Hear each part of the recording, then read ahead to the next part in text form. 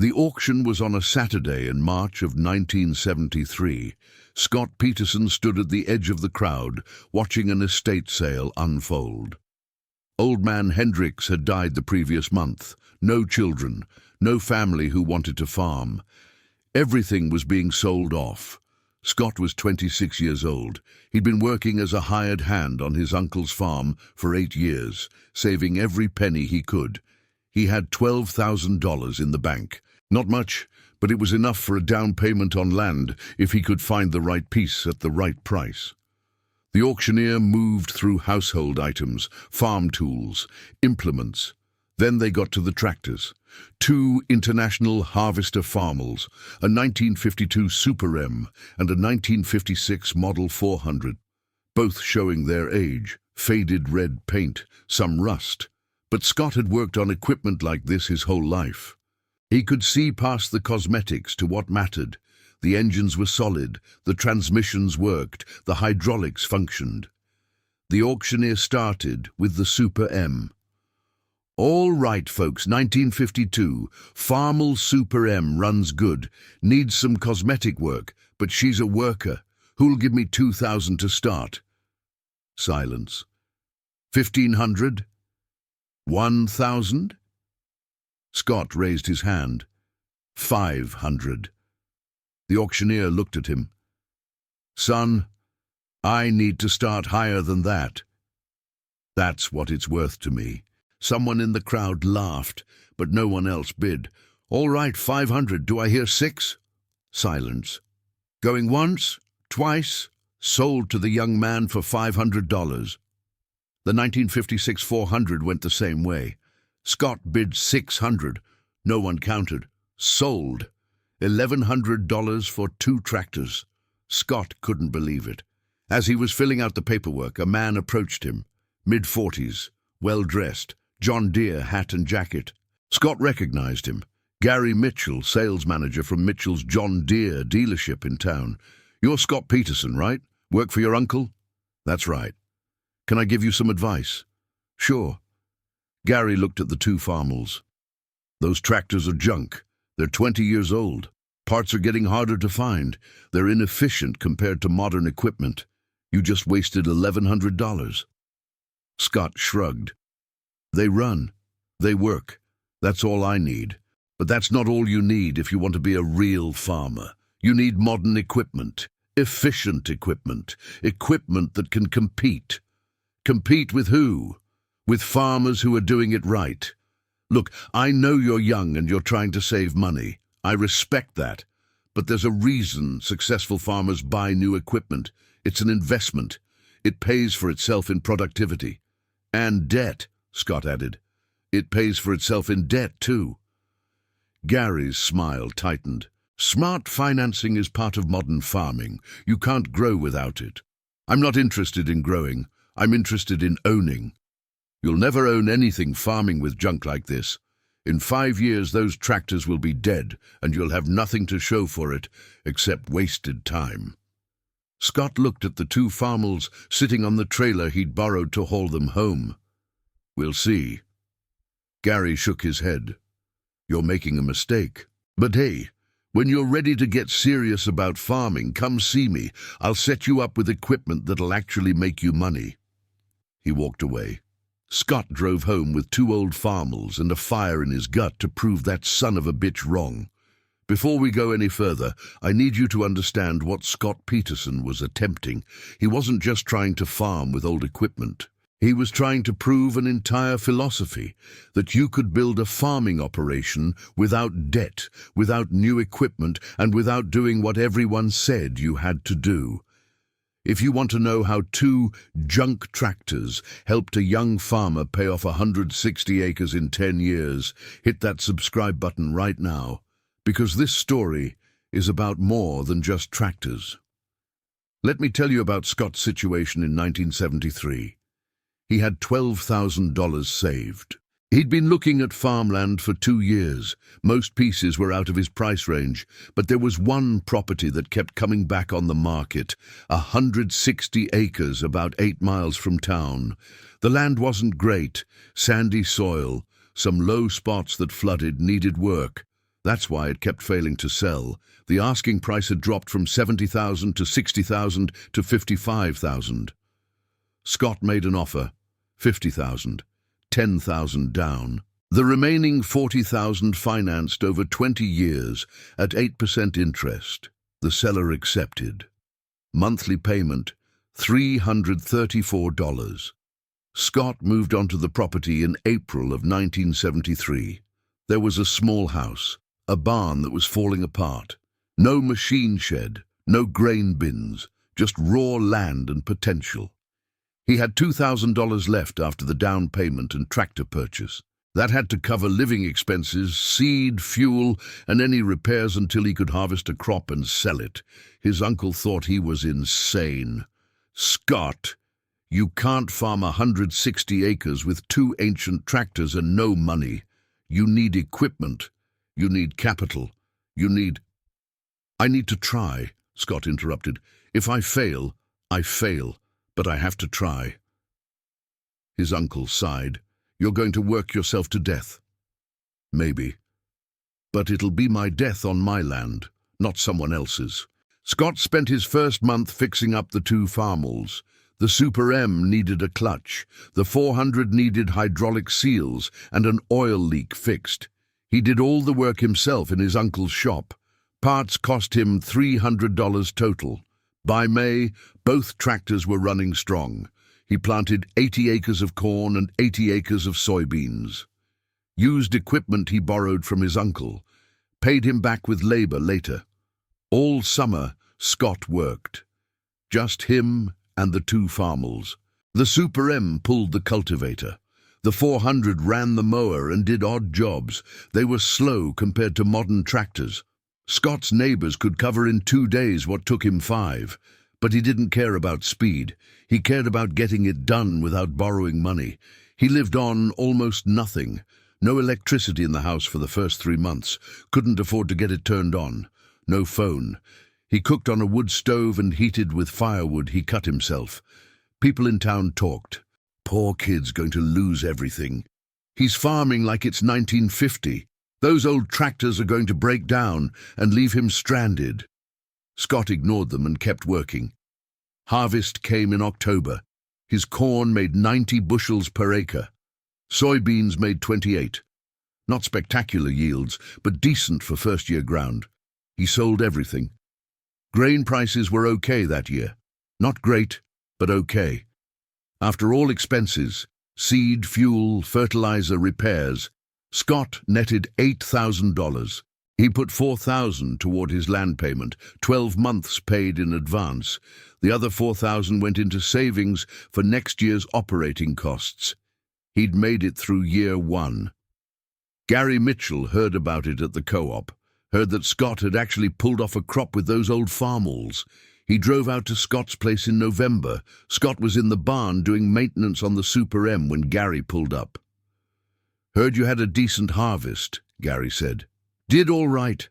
With those old Farmalls. I'm surprised they lasted the season. They're doing fine." Gary looked around the property, at the shabby house, the leaning barn, the absence of any nice equipment or modern conveniences. "Scott, you can't live like this. You're 26 years old, living like a sharecropper from the Great Depression." "I'm living debt-free on my own land. Seems pretty good to me. But you could be doing so much more. If you upgraded your equipment, you could farm more efficiently, cover more ground, make more money, and take on debt I don't need. Smart debt. That's what separates successful farmers from—" He gestured at Scott's setup. "This." Scott set down his wrench. "Gary, why do you care what I farm with?" "Because I hate seeing young farmers handicap themselves. You've got potential, but you're wasting it on some stubborn principle about avoiding debt. It's not stubborn, it's smart. Every payment I don't have to make is money I keep. Every dollar I keep goes toward paying off this land faster. In 10 years I'll own this place free and clear. Can your customers say that?" Gary didn't answer. "Didn't think so," Scott said. "Now, if you'll excuse me, I've got work to do." Gary left. But Scott knew it wouldn't be the last time they'd have this conversation. Let me stop here and ask you something. Have you ever been told you're doing it wrong when you're actually doing it right for you? Drop a comment, because Scott was about to spend 10 years being told he was crazy while quietly building something that made everyone else look foolish. Year 2 was harder than year 1. Drought hit in July. Scott's crops struggled. His corn made 60 bushels per acre instead of 90. Soybeans made 18 instead of 28. When he sold everything, he netted only $4,000. Just enough to make his land payment for the year, nothing left over for savings. He worked a winter job at the grain elevator to make ends meet. Came home and did maintenance on equipment. Lived on almost nothing. Year 3 was better. Good rain. Decent prices. He netted $9,000, put $5,000 toward his land payment, kept $4,000 for operating costs. He bought a grain drill at an auction for $400, spent a week rebuilding it. Now he didn't have to borrow equipment for planting wheat. Year 4 he added winter wheat to his rotation. 80 acres of wheat, 40 acres of corn, 40 acres of soybeans. The diversity helped with cash flow. He netted $11,000. He bought a small combine at an auction for $2,800. It was a 1960 International 101. Old, slow, but it worked. Now he could harvest his own grain instead of hiring it done. Gary Mitchell saw him at an auction that spring. "You're still farming with junk." "Yep." "How's that working out?" "I've made 4 years of land payments. Have you kept track of how many of your customers have made 4 years of equipment payments without refinancing?" Gary's face reddened. "That's different. Is it? Because from where I'm standing, I own more of my operation than most of them own of theirs." "You're living in poverty to prove a point. I'm living simply to build equity. There's a difference." Year 5 brought another challenge. Equipment breakdowns. The Super M threw a rod, required an engine rebuild. Scott did the work himself over 2 months, cost him $600 in parts, but he got it fixed, got it running, got back to work. That year he netted $8,000, still made his land payment. By year 6, people had stopped calling him crazy. They'd started calling him stubborn instead. Some respect crept into the skepticism. That Peterson kid is making it work somehow. Still farming with those old Farmalls, haven't broken down yet. Living like a hermit, but he's paying off his land.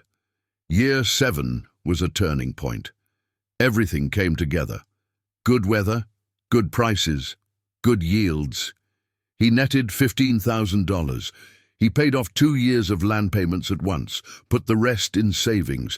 His debt was down to $24,000. Year 8, another good year, netted $13,000, paid down another 2 years, debt $16,000. Year 9, he got lucky. Grain prices spiked. He netted $18,000, debt $7,000. And in year 10, 1983, exactly a decade after he bought those 2 Farmalls, Scott Peterson made his final land payment. 160 acres, paid off, free and clear, at age 36. He'd done it with 2 tractors that cost him $1,100 combined. With a combine he bought for $2,800. With implements he'd pieced together from auctions and rebuilt himself. Total equipment investment over 10 years, about $8,000. Compare that to farmers who'd financed new equipment, $60,000 to $80,000 in debt, payments of $1,000 a month or more, many of them still heavily leveraged 10 years later. Scott owned his land, owned his equipment, owed nothing to anyone. He drove into town the day after he made his final payment, walked into Mitchell's John Deere dealership, found Gary Mitchell at his desk. "Can I help you?" Gary asked. "Just wanted to let you know I paid off my land." Gary blinked. "Your 160 acres?" "Yep, 10 years, paid in full." "With those old Farmalls?" "With those old Farmalls." Gary leaned back in his chair. "How?" "Lived cheap, avoided debt, fixed things myself, didn't buy anything I didn't absolutely need, kept every dollar I could instead of sending it to banks and dealerships." But you could have made more money with better equipment. Maybe. Or maybe I would have been making payments for 20 years and still not owned anything. I'll take my way." Gary was quiet for a moment. Then, "I underestimated you. You underestimated what matters. It's not about having the newest equipment. It's about owning what you have." "Are you going to upgrade now? Now that you can afford it?" Scott smiled. "Why would I? The Super M and the 400 are still running, still working. As long as they last, I'll keep using them." He walked out, and Gary Mitchell sat at his desk, wondering how many of his customers would ever be able to say they owned their land free and clear. Scott farmed that land for another 32 years. The 1952 Super M ran until 2001, 49 years of service, before he finally retired it. The 1956 400 is still running as of last year, 68 years old and still working. He never bought a new tractor. Everything he added to his operation came from auctions, paid for in cash, rebuilt in his shop. He expanded slowly, bought an adjacent 80 acres in 1992, cash, paid off, bought another 120 in 1998, cash, paid off. By the time he retired in 2015 at age 68, Scott owned 360 acres free and clear, all equipment paid for, no debt anywhere in the operation. His nephew farms it now, following the same philosophy: old equipment, no debt, slow growth, smart decisions. And sitting in Scott's shed, maintained and functional, is that 1956 Farmalls 400. The tractor Gary Mitchell said was junk. The tractor that helped pay off 160 acres in 10 years. Scott sometimes sits on it just to remember what it felt like to be 26 years old with everyone telling him he was crazy, and to remember how good it felt to prove them all wrong. I recently talked to Scott about those early years. "Did you ever doubt yourself?" I asked. "Every day," he said, "especially the first few years, when things broke down, when yields were bad. When I was living in a house with no electricity, eating beans for dinner, I'd think, Gary's right, I'm crazy, this isn't going to work." "What kept you going?" "Stubbornness, mostly. I'd made a commitment.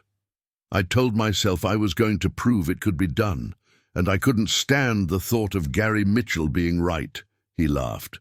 "Pride is a powerful motivator. But also, I believed in the math. I knew that every dollar I didn't spend on equipment payments was a dollar toward owning my land, and I knew that if I could just hold on long enough, the math would work out." "Did you expect it to take 10 years? "I hoped for 10, planned for 20. When I made that final payment after exactly 10 years, I felt like I'd won the lottery." "What would you tell a young farmer today who's in the same position you were in?" Scott thought about that. "I'd tell them that new doesn't mean necessary, that debt isn't required, that you can build something real if you're willing to live below your means and work with what you have. But I'd also tell them it's not easy. It requires sacrifice, discipline, the ability to ignore everyone telling you you're doing it wrong. Is it worth it? Absolutely. Because at the end of the day, I own this. Completely. No bank has a claim. No dealer has a lien. It's mine. And that feeling, that security, is worth every hard year. So let me leave you with this. Right now, someone's telling you that you need to finance something, that you need to upgrade, that you need to take on debt to compete, that old equipment is junk and you're handicapping yourself by using it. But the John Deere dealer called him crazy for buying 2 old Farmalls. Told him he'd fail, told him he was wasting his money, told him he needed modern equipment to be a real farmer. 10 years later, Scott walked into that dealership and told the dealer he'd paid off his land with those same 2 junk tractors, while the dealer's customers were still making payments. Because Scott understood something the dealer couldn't see: ownership beats payments every single time. If this story changed how you think about equipment, debt, and what it really means to build something, Do 3 things. First, subscribe for more stories about farmers who built empires with equipment everyone said was worthless. Second, drop a comment. What junk equipment have you used that worked better than everyone said it would? Third, share this with someone who's being told they need to upgrade when what they have is working fine. The dealer called him crazy for buying 2 old Farmalls. 10 years later, he paid off his land, and the dealer's customers are still making payments. That's the difference between being called crazy and being called smart. It just takes time to know which one you really are. Thanks for watching. I'll see you in the next one.